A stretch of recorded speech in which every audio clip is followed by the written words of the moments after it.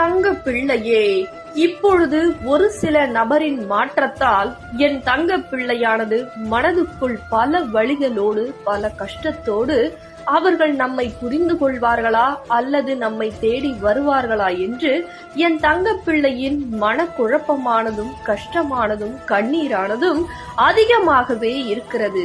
ஆனால் என் தங்க பிள்ளையே, நான் சொல்வதை கேள். கூடிய விரைவில் எதையும் தேடி நீ செல்ல வேண்டிய அவசியம் என்பதே கிடையாது. ஏன் தெரியுமா?